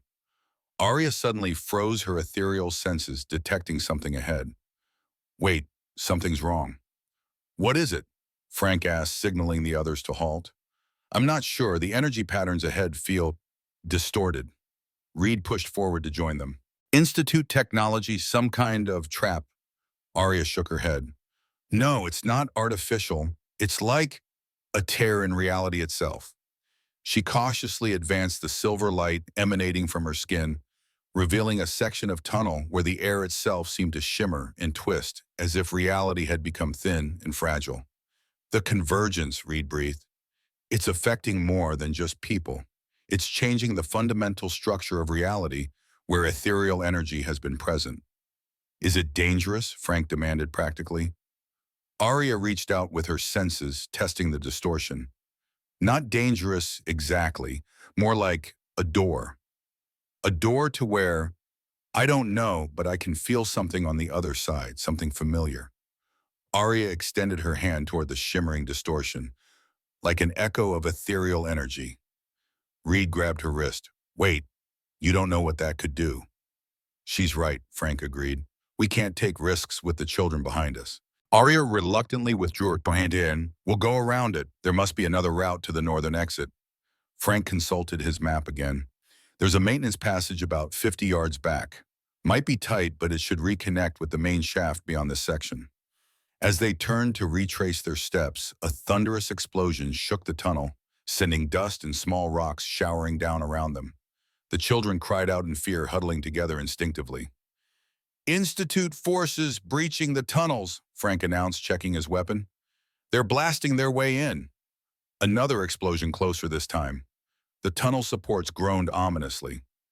These old sections won't withstand much more, Reed warned. The whole system could collapse. Frank made a rapid decision. New plan. Dr. Reed, take the children through the maintenance passage. I'll stay here and buy you time. Against Institute tactical teams, Reed objected. That's suicide. Just doing my job, ma'am. Frank checked his ammunition with practiced efficiency. Been fighting since Vietnam. Few more won't make a difference. No, Aria stepped forward. There's another way. She turned toward the reality distortion, the shimmering doorway in space. I can feel what's on the other side now. It's another section of the tunnels, but different, as if the convergence created a shortcut through space itself. A wormhole, Reed suggested, theoretically possible if ethereal energy affects quantum fields. We don't have time for theories, Frank interrupted as another explosion rocked the tunnel. Are you sure it's safe, miss? Aria studied the distortion, reaching out with her ethereal senses. Not completely sure, but I believe it leads to safety. I can feel Maxwell, somehow, on the other side. Frank considered for only a moment. Good enough for me. Kids first, then Dr. Reed. Wait, Reed protested. We have no empirical evidence that science takes a back seat to survival, doctor. Frank cut her off. Move now or stay behind with me. Aria approached the shimmering distortion, extending her hands toward it. The air rippled like water as her fingers passed through, causing no apparent harm. Taking a deep breath, she stepped fully into the distortion. For one disorienting moment, she existed everywhere and nowhere, her ethereal nature expanding beyond physical limitations, touching countless realities simultaneously. Then just as quickly, she solidified on the other side. She found herself in another tunnel, similar but different, the walls lined with the transformed steel she recognized from Blackwood Manor. a tunnel that hummed with balanced energy rather than suppressing or amplifying it. "It's safe," she called back through the portal. "Send the children through." One by one, the children passed through the reality distortion, each experiencing a moment of transformation as their newly evolved natures interfaced with the quantum boundary. Frank ushered them forward efficiently, positioning himself as the last defender should Institute forces breach their position before evacuation completed. As the final child stepped through, Ian hesitated at the threshold, scientific curiosity battling with survival instinct. "This shouldn't be possible," she murmured, fingers probing the shimmering boundary. "It violates every known law of physics." "The old laws are changing, Doctor," Aria replied from the other side. "That's what evolution means." Another explosion much closer made the decision for her. Reed leapt through the portal, gasping as the transition momentarily separated her consciousness from her body. Frank came last, backing through the portal with his weapon trained on the tunnel behind him. As he emerged, the reality distortion began to flicker and contract. "It's closing," Aria observed. The passage was temporary. The portal shrank rapidly at the last glimpse through it, revealing Institute tactical teams rounding the corner of the tunnel they just vacated. A final contraction, and the distortion disappeared entirely, leaving solid rock wall where it had been. "Perfect timing," Frank remarked dryly. "Now where exactly are we?" Aria examined their surroundings. "Still underground, but different. The energy signature feels like Blackwood Manor after the transformation. Protected." Reed ran her hands along the tunnel walls where veins of what had once been steel now glowed with a subtle golden luminescence. "The convergence has affected the entire tunnel network, transformed it." "But where does it lead?" Frank asked pragmatically. As if in answer, a voice echoed from further down the passage. "Aria children." Maxwell Blackwood emerged from the darkness, his eyes glowing golden in the dim light, shadows clinging to him like a living cloak. Despite evidence of recent combat-torn clothing, a gash across his forehead that was already healing, he moved with confident strength. "Maxwell." Aria rushed forward, silver light streaming from her form as they embraced. Where they touched, their energies visibly merged shadow and light, creating something new and beautiful. "You found the passage," he said, wonder evident in his voice. "I felt you coming, through our bond." "The convergence created it," she explained, "a doorway through reality itself." Maxwell looked past her to the children, his expression softening. "They all made it." Frank stepped forward, offering a military salute that Maxwell returned. "Wagner's forces." "Contained," Maxwell replied. "The Blackwood veterans have secured the perimeter. Wagner himself is detained." "Is it over?" Reed asked cautiously. "No." Maxwell's expression turned grave. "This was just the first battle. Wagner has connections throughout the government. The Institute has facilities nationwide. And we still have 27 transformed children who need protection and training." "Not just 27, Aria corrected. "If my essence has been seeding itself into Blackwood Falls for years, there will be more manifestations. Everywhere I've been during the past decade." Maxwell nodded in understanding. "Then we build a sanctuary, a place where they can learn to control their abilities without fear." "Blackwood Mountain," Frank suggested. "The old Cold War bunkers could be converted, with the transformed steel actually helping rather than hindering their development." Reed added scientific mind, already calculating possibilities. Maxwell looked at the gathered children, their eyes reflecting various stages of the convergence with silver flecks among natural colors. Then to Aria, whose ethereal nature now permanently intertwined with his first wolf essence. "A new beginning," he said softly, "for all of us." The mountain had protected the Blackwood family for generations. Now it would protect the first children of convergence, neither fully human nor fully ethereal, but the perfect balance of both. The future none of them could have imagined 24 hours earlier. Wagner and his institute had sought to control or destroy what they didn't understand. But evolution couldn't be stopped, only guided. The children would need that guidance to navigate their transformed nature in a world that might fear them. Maxwell took Aria's hand, feeling the perfect harmony of their merged energies. Together they had created something unprecedented, a bridge between worlds long separated. And in these children, that bridge would become a new path forward. "Welcome home," he told them all, "to Blackwood Sanctuary." 3 months transformed Blackwood Mountain beyond recognition. What had once been a Cold War military installation became a sanctuary, a school and a fortress all at once. Maxwell Blackwood stood on the observation deck carved into the mountainside, watching the sunset paint the Oregon landscape in hues of gold and crimson. His enhanced vision could pick out the distant lights of Blackwood Falls, now under the protection of more security teams. Closer, the newly constructed training fields, where children learn to control their evolving abilities. Thinking about Wagner, Frank Carson approached the old Vietnam veteran, moving with the quiet assurance that came from decades of surviving impossible situations. Among other things, Maxwell acknowledged, Wagner remained secured in the mountain's detention level, stripped of authority, but still dangerous for the knowledge he possessed. The Institute had gone silent after their failed operation, regrouping behind closed government doors, preparing their next move. Reed's team finished analyzing the data from the convergence event, Frank reported. Thought you'd want to know immediately. Maxwell turned from the view. And it's happening beyond Blackwood Falls. Children born within 50 miles of anywhere Aria live in during the past decade and are showing signs of the change. Silver eyes, moving shadows, some abilities manifesting after puberty. Numbers. Approximately 100 confirmed cases so far, likely more unidentified. Maxwell absorbed this information with outward calm, though inwardly the implications concerned him. Not merely the 27 children they'd initially rescued, but potentially hundreds more. Each one a potential target for the Institute and Valeria's former allies. Wagner claimed this was the end of human dominance, he said finally. I'm starting to understand his perspective, even if I disagree with his methods. Dominance isn't the same as existence, Frank countered. Species evolve, or they always have. A subtle shimmer of silver light announced Aria's arrival before she fully materialized.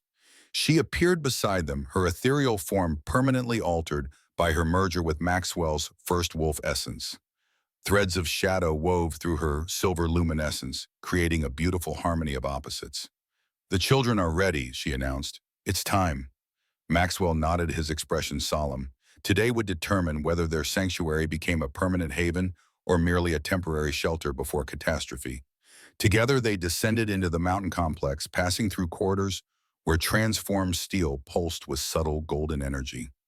Blackwood veterans saluted as they passed these hardened warriors, now dedicated to protecting the children who represented an evolutionary leap forward. The central chamber had once been a nuclear command center during the Cold War. Now it served as both classroom and council room for the sanctuary's growing population. Nearly 100 children of various ages filled the tiered seating, their eyes all showing silver flecks that caught the light. Some of the older ones had developed more pronounced manifestations, faintly glowing skin shadows that responded to their emotions, small displays of telekinetic ability. Reed stood at a monitoring station coordinating with a team of scientists who had defected from the Institute after witnessing the truth about the convergence. They had abandoned Wagner's vision of control and weaponization, choosing instead to help guide this new evolutionary path. Is everything prepared? Maxwell asked Reed. She nodded, though nervous tension showed in the tightness around her eyes. The communications satellite will broadcast globally for precisely 7 minutes, long enough to deliver our message, but not enough time for hostile agencies to pinpoint our location. And Wagner, secured but present as requested. Reed looked uncomfortable with this decision. I still don't understand why you want him to witness this. Because he needs to see the future he tried to prevent, Maxwell explained. He spent decades believing ethereals threatened humanity. He needs to understand that we're offering evolution, not extinction. The chamber doors opened and Wagner entered under heavy guard. The former Institute director remained defiant despite his captivity, his military bearing undiminished, his cold eyes assessing everything with calculating precision. Colonel Blackwood, Wagner acknowledged with formal correctness. Dr. Reed, or should I say traitor, to your species. Reed ignored the provocation, returning to her instruments. Wagner's gaze shifted to Aria, studying her transformed appearance with scientific detachment. Fascinating, he observed. The convergence has stabilized in you. Perfect integration of ethereal and lupine energies without degradation of either. My researchers believed such harmony was theoretically impossible. This isn't a laboratory demonstration, Wagner, Maxwell said sharply. You're here to witness a moment in history, not collect data. Wagner smiled thinly. History science, ultimately, they're both about observing change and drawing conclusions. I'm simply more honest about my intentions. Maxwell guided him to a designated observation area with clear visibility, but no access to controls or children. The guards remained at attention, weapons ready. 2 minutes to satellite uplink, Reed announced.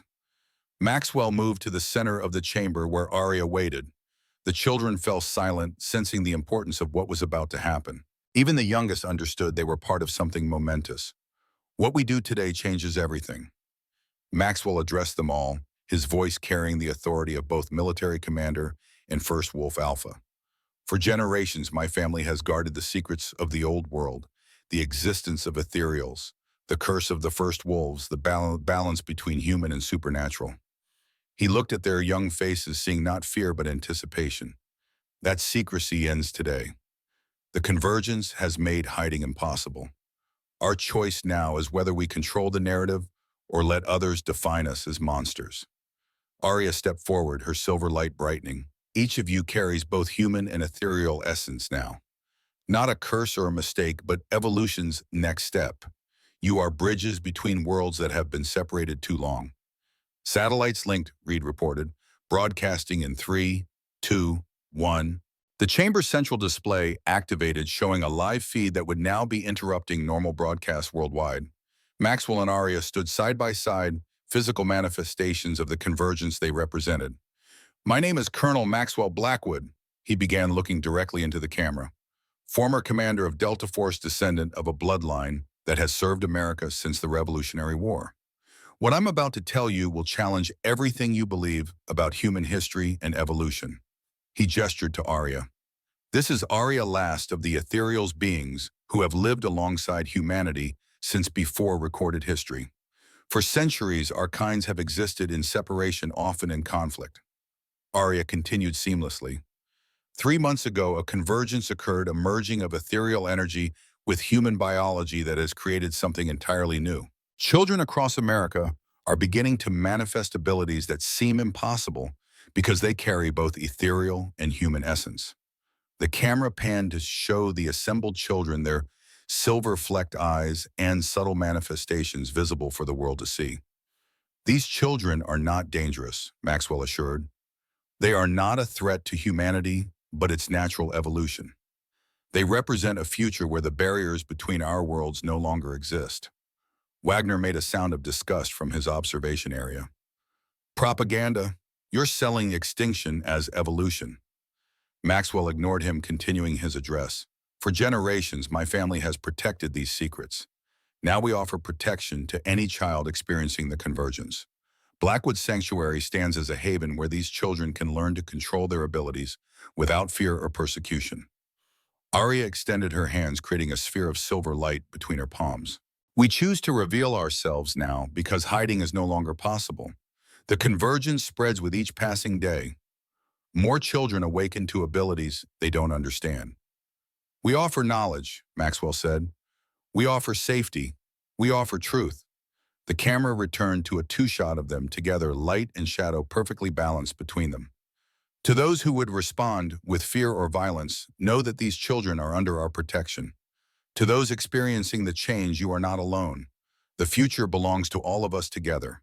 Transmission complete, Reed announced as the feed cut off.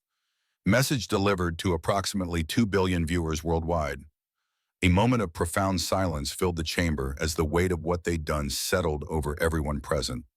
Centuries of secrecy ended in 7 minutes of global broadcast. The supernatural world revealed not through panic or disaster, but through calm disclosure and invitation. Wagner broke the silence with slow, deliberate applause. Masterfully played, Colonel. A preemptive strike disguised as an olive branch. His eyes narrowed analytically. You've just made it impossible for any government to move openly against these children without seeming monstrous. That was the idea, Maxwell confirmed. But you've also guaranteed conflict, Wagner countered. Humanity won't simply accept evolutionary obsolescence. There will be resistance, religious, political, military. You've started a war. No, Aria corrected. We've prevented one by refusing to hide or be ashamed. These children will grow up in the light, not in shadows. Wagner studied the children with calculating intensity. And when they outnumber unaltered humans, when they begin to take positions of power, when they decide their abilities make them superior, they'll have us to guide them, Maxwell answered, to teach them responsibility and compassion alongside control. Noble sentiments. Wagner's smile held no warmth, but history suggests otherwise. Power corrupts, Colonel. Always. Only when it's seized through fear, Aria countered, not when it's accepted as natural evolution. Wagner shook his head, unconvinced. I wonder if you'll remember this conversation in 50 years when pure humans are museum exhibits. Take him back to detention. Maxwell ordered the guards, having heard enough. As Wagner was escorted out, Maxwell turned to Reed. Monitor global reactions. I want to know how the message is being received. Reed nodded, already scanning incoming data streams. Initial responses are mixed but trending positive. Religious organizations are split, some claiming divine intervention, others calling it demonic influence. Governments are issuing cautious statements urging calm while they investigate the situation. And the Institute, silent officially, but our contacts report intense activity. They're mobilizing resources, but discreetly. Your broadcast caught them unprepared. Maxwell processed this information with the strategic assessment of a veteran commander. We have a window then time before organized opposition can form, which we'll use to bring more children to safety, Aria added. Many will be frightened by their emerging abilities, especially after today's revelation. Agreed, Maxwell turned to Frank. Double the extraction teams.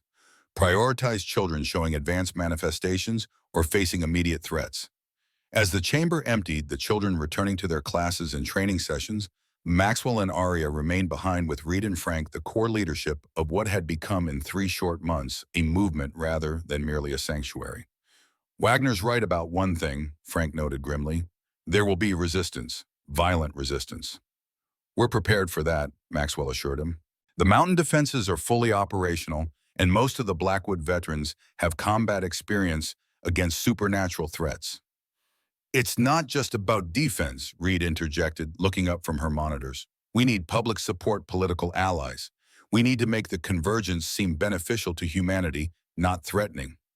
The children themselves will accomplish that, Aria said confidently. As they learn to control their abilities and use them constructively, fear will gradually transform into acceptance. Maxwell wasn't so certain.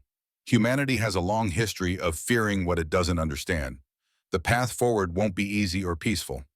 He moved to a tactical display showing Blackwood's sanctuary and the surrounding territory. For now, we focus on security and education. Every child we bring to safety is another bridge between worlds, another chance to shape this evolution responsibly. And what about you two? Reed asked, her scientific curiosity evident. The convergence within you continues to stabilize, creating abilities we've never documented before. Maxwell and Aria exchanged glances, silent communication flowing through their strengthened bond. The truth was neither fully understood the changes still occurring within them. Each day brought new discoveries, new capacities emerging from their merged essences. We're becoming what we need to be, Aria answered simply, guides for what comes next. The conversation was interrupted by an urgent alert from the perimeter sensors. Jackson Moore's voice came through the comm system. Colonel, we've got multiple aircraft approaching from the south. Military configurations, no transponders. Maxwell moved immediately to the command console. Identification. Unmarked, sir. Electronic signatures match Institute equipment, but on a scale we haven't seen before. At least 6 transport helicopters escorted by armed drones. Wagner's reinforcements, Reed concluded. The Institute must have had contingency plans in place. Time to intercept, Maxwell demanded. 12 minutes at current speed, Moore reported. They're not trying to hide their approach. Because they want us to see them coming, Frank observed. Psychological warfare, show of force. Maxwell's tactical mind rapidly assessed options. Active countermeasures. Surface-to-air defenses are online, but engaging will constitute an act of war against what are likely government assets, Moore replied. Warn them off first, Maxwell ordered. Standard military protocols. If they continue approach, disable rather than destroy where possible. He turned to Aria. Get the children to the inner sanctum. Activate the convergence shields. She nodded, already moving. The inner sanctum had been specially designed with transformed steel that could channel ethereal energy into protective barriers, technology born from their understanding of the convergence. Read initiate emergency broadcast to our political contacts, Maxwell continued. Make it clear we're being attacked after a peaceful disclosure. More coordinate aerial reconnaissance. I want to know if this is the only assault force or part of a larger operation. The mountain complex transformed from school to fortress within minutes. Children were quickly moved to protected areas, while Blackwood veterans took defensive positions. Outside, automated turrets swiveled to track the approaching aircraft. Maxwell joined Aria in the inner sanctum, where the youngest children had been gathered. Despite the looming threat, she maintained a calm presence, using her ethereal nature to soothe their fears. Will they hurt us? A small boy asked, his silver-flecked eyes wide with worry. No, Maxwell assured him with absolute conviction. No one will hurt you while I'm here. He placed his hand on the central pillar of transformed steel, activating the sanctuary's most powerful defense system. The entire chamber hummed with energy as the convergence shields engaged, a perfect fusion of ethereal power and human technology. The shields will hold, he told Aria, but we need a more permanent solution. Wagner's masters won't stop with one failed assault. Then perhaps it's time we demonstrated exactly what the convergence makes possible, she suggested, her expression resolute. Maxwell understood her meaning immediately. Over the past 3 months, they had been developing their combined abilities in private, carefully exploring the limits of what their merged essences could accomplish. What had begun as simple sharing of powers, her light stabilizing his wolf, his shadow anchoring her ethereal form, had evolved into something far more profound. They had discovered they could manipulate reality itself in small ways, creating localized changes to physical laws. They had kept these abilities hidden, concerned about their implications. But with the sanctuary threatened and children at risk, that restraint might need to end. Together then, he agreed, taking her hand. Where their skin touched, energy surged, silver light intertwining with shadow in beautiful, terrible harmony. The bond between them widened, deepened, allowing their merged essence to flow freely between them. Maxwell's first wolf nature emerged partially, not the monstrous transformation of battle, but something more controlled, more refined. His eyes blazed, solid gold shadows coalescing around him like living armor. Aria's ethereal form brightened until she seemed composed entirely of starlight, only the threads of shadow marking her transformation. Hand in hand, they ascended from the inner sanctum to the mountain's peak. The approaching aircraft were visible now, black shapes against the darkening sky. Warning shots from the sanctuary's defenses flashed across their path, ignored as the formation continued its advance. They believe we won't engage, Maxwell observed, that we'll surrender rather than risk open conflict. A fundamental misunderstanding of what we've become, Aria replied. Together they reached out through their mod, not just to each other, but to the transformed steel throughout the mountain, to the crystalline flowers blooming across the landscape, to the very fabric of reality that had begun changing since the convergence. The air around Blackwood Mountain shimmered as unseen energies gathered. The approaching aircraft suddenly slowed, buffeted by winds that hadn't existed moments before. Electronic systems flickered and failed as reality itself warped around them.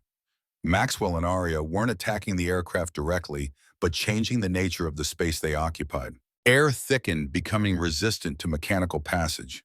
Electronic signals dispersed before reaching their destinations.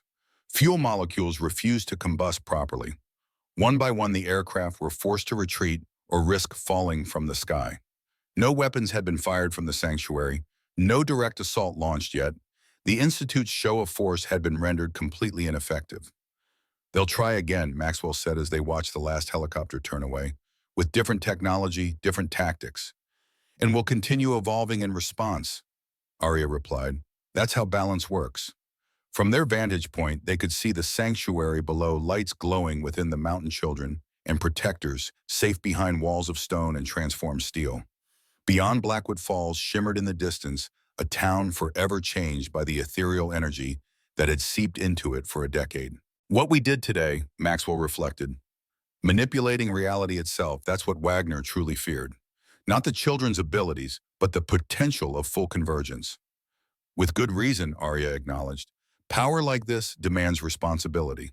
The children will need to understand that as their abilities grow. They descended back into the mountain, their merged energies gradually settling into more controlled forms. In the command center, they found Reed analyzing data from the encounter while Frank coordinated with defensive teams. They've withdrawn to beyond sensor range, Frank reported. No casualties on either side. What did you do to them? Reed asked, scientific curiosity overriding her concern. Their communications mentioned reality distortion before cutting out completely. We showed them the true potential of the convergence, Maxwell explained. Not as a weapon, but as a fundamental change to what's possible. Reed studied the readings from her instruments. The energy signatures are unlike anything I've recorded before, not ethereal, not biological, but something entirely new. She looked up at them with renewed awe. You've essentially rewritten the physical laws within a localized area. A demonstration, Maxwell clarified, to establish boundaries they'll understand. And to show them why weaponizing the convergence would be catastrophic, Aria added. Some powers should never be used as weapons. Reed nodded slowly, the implications settling over her. I'll prepare a detailed analysis, but preliminary findings suggest the convergence is accelerating. Not just in U2, but throughout the region. The very fabric of reality is changing. Which means we need to focus on guidance more than ever, Maxwell decided. The children must understand the responsibilities that come with these abilities. The mountain's communication system activated Moore's voice coming through with urgency. Colonel, you need to see this. Global news feeds right now. Reed switched the main display to international news coverage. Scenes from around the world showed gatherings of people and adults and children with silver-flecked eyes. Some demonstrated small manifestations of ethereal abilities. Tiny lights floating above palms, shadows moving independently, objects shifting without touch. It's happening beyond our region, Reed whispered. The broadcast didn't just reveal the truth. It triggered dormant convergence in people we never expected. The news anchor spoke over footage of a young girl creating crystalline flowers from bare earth. Following the mysterious global broadcast by Colonel Maxwell Blackwood, reports of supernatural manifestations have emerged worldwide. Authorities urge calm as scientists rush to investigate these unprecedented phenomena. This changes everything, Frank stated the obvious. We're not just protecting 100 children anymore. No, Maxwell agreed, watching the scenes unfold across the globe. Well, now we're guiding an evolution that's happening faster than we anticipated. The implications were staggering. What had begun as protection for a handful of affected children had become a global phenomenon. The convergence wasn't isolated to Blackwood Falls or even America. It was spreading worldwide, awakening in anyone with the genetic potential for change. Wagner needs to see this, Maxwell decided suddenly. Despite objections from his security team, Maxwell ordered Wagner brought to the command center. The former institute director entered under guard, his expression changing from defiance to shock as he absorbed the global news coverage. Impossible, he muttered, watching a businessman in Tokyo manifest silver light between his palms. The convergence should be geographically limited to areas directly exposed to ethereal energy. Perhaps ethereals have been among us longer than you realized, Aria suggested, seeding their essence into human bloodlines for centuries. Wagner's scientific mind visibly worked through the implications. If ethereal genes have been dormant in human DNA potentially for generations, then the convergence isn't creating something new, Reed finished his thought. It's awakening something that was always there waiting for the right catalyst. Our broadcast, Wagner realized, looking at Maxwell with newfound respect. You didn't just announce the convergence. You triggered it globally through some kind of ethereal resonance. Maxwell hadn't planned this outcome, but he recognized the truth in Wagner's assessment. Something in their merged energy transmitted through global communications had awakened dormant potential worldwide. Your institute sought to contain what cannot be contained, Maxwell told him. Evolution doesn't ask permission, Richard. This isn't evolution, Wagner insisted, though with less conviction than before. This is intervention. Perhaps they're the same thing, Aria suggested. Perhaps ethereals and humans were never meant to remain separate species. Wagner stared at the global scenes of awakening, his worldview visibly shaken but not yet transformed. Decades of belief didn't change in moments, not even for a man of science faced with undeniable evidence. This doesn't change the fundamental threat. Uncontrolled power is still dangerous. On that we agree, Maxwell said, which is why guidance matters more than control. Before Wagner could respond, new alerts flashed across the command screens. Reed rushed to her station analyzing incoming data. Energy spikes worldwide, she reported. The convergence is accelerating exponentially. Reality distortions, similar to what we experienced in the tunnels, are appearing in major cities. The display showed scenes of shimmering air in urban centers, doorways between places that should be separated by miles spontaneously forming and collapsing. People passing through them emerged changed, awakened their eyes showing the silver flecks of convergence. The veils between worlds are thinning everywhere, Aria explained, sensing the shifts through her ethereal nature. What began here is spreading globally. Wagner watched with fascinated horror. It's transforming the fundamental structure of reality itself. No, Maxwell corrected. It's restoring what was artificially separated. Humans and ethereals, physical and magical, they were always meant to coexist in balance. A different alert sounded, this one from the sanctuary's internal systems. Frank checked the readings with concern. Colonel, there's children in the inner sanctum. Their convergence signatures are intensifying. Something's happening. Maxwell and Aria exchanged glances, their bond communicating volumes without words. Together they moved swiftly toward the inner sanctum, Wagner and Reed following under guard.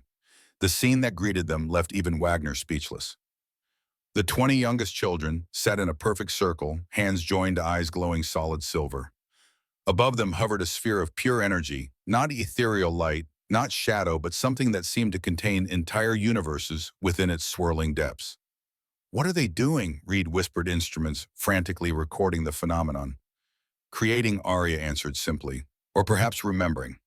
Within the sphere, images formed landscapes, both familiar and alien beings of light and shadow living in harmony, technologies merging seamlessly with natural forces. A world where the barriers between physical and ethereal had never existed. The world that was, Aria continued, recognition dawning in her eyes. Before the separation, before ethereals and humans became distinct species. They're accessing genetic memory, Reed realized. Ancestral knowledge encoded in DNA activated by the convergence. Wagner stepped forward, military bearing forgotten in his scientific awe. That's our past. Humans and ethereals evolved from the same source. Not evolved from, Maxwell corrected, understanding flowing through his bond with Aria. Artificially divided from. Something in our distant past, a cataclysm, a war, perhaps even a deliberate experiment, split what was once a single species into physical and ethereal branches. And now we're reuniting, Aria concluded, coming full circle after thousands of years of separation. The children lowered their hands, the sphere dissolving into particles of light that settled over everyone present. Where the light touched, awareness expanded. Knowledge flowed not as information, but as recognition, truth that had always been present, but hidden behind veils of forgetting. Maxwell understood then with perfect clarity why his family had protected the supernatural for generations, why the first wolf bloodline resonated with ethereal energy, why the convergence felt like returning home rather than becoming something new. We remember the children spoke in unison, their voices harmonizing in otherworldly chorus. We are whole again. Wagner watched the phenomenon, his scientific mind battling with the implications. The children weren't becoming something alien, they were remembering what humanity had once been. His entire career had been dedicated to preserving human purity against a threat that was in fact humanity's own forgotten nature. If this is true, he began, his voice losing its customary certainty. Your institute's purpose was never wrong, Richard, Maxwell told him, placing a hand on the older man's shoulder. Protecting humanity remains essential. But humanity is more than you believed. Outside, the night sky filled with aurora-like lights as the convergence wave spread globally. Not a catastrophe, but an awakening, a remembering of what humanity had always been beneath the amnesia of separation. The sanctuary's communication systems activated with incoming messages from around the world, political leaders, military commanders, religious figures, all experiencing the convergence in their own ways, all seeking guidance from the man who had first announced this evolution. Wagner turned to Maxwell, the weight of decades visible in his eyes. If what these children are showing us is true, then everything I've fought for was based on incomplete understanding, Maxwell finished for him. The same incomplete understanding my ancestors had when they first encountered ethereals. The difference is they chose protection rather than control. And now Wagner asked a lifetime of certainty crumbling before his eyes. Now we have a choice, Maxwell answered. Continue fighting against our own evolution or help guide it responsibly. For the first time, uncertainty crossed Wagner's features, the look of a man whose foundational beliefs were being challenged by irrefutable evidence. And if I choose to help, then you join us in establishing protocols for the newly awakened, safety measures, educational resources. Maxwell studied him carefully. Your expertise in containing ethereal energy could be adapted to teaching control instead. A rehabilitation offer, Wagner observed dryly. How generous. A recognition of reality, Maxwell corrected. The world is changing before our eyes. We need every capable mind focused on guiding that change responsibly. Wagner fell silent, watching as the children continued their communion with ancestral memory. The perfect circle they formed, hands linked in unity, represented everything he had feared and perhaps everything he had secretly hoped humanity might become. I'll need time, he said finally, to process all of this. Take it, Maxwell replied. We have work to do. Maxwell Blackwood, descendant of first wolves, protector of ethereals, stood with Aria at his side. Together they represented what humanity was becoming, not the end of human existence, but its completion. The rejoining of separated halves into a whole greater than its parts. Now we guide them home, Aria said softly, crystal flowers blooming where her feet touched the ground. Maxwell nodded, golden light emanating from within him, merging perfectly with her silver radiance. Together, the children gathered around them, first generation of a remembered future, their silver eyes bright with ancient knowledge newly awakened. Beyond the mountain, the world trembled on the edge of transformation, frightening to some, miraculous to others, inevitable to all. The sanctuary had fulfilled its original purpose, protecting those who needed shelter. Now it would become something greater, a beacon for a humanity remembering its true nature, returning to balance after millennia of division. Maxwell looked out over the changed landscape, silver flowers and shadow vines intertwining beneath an aurora-lit sky. The journey ahead would not be simple or without conflict, but the path was clear. Evolution, remembrance, return. The last guardian of the old world had become the first guide to the new. And somewhere in the vastness of existence, ethereals and first wolves, who had long watched over their separated children, finally saw their patience rewarded. The convergence had begun.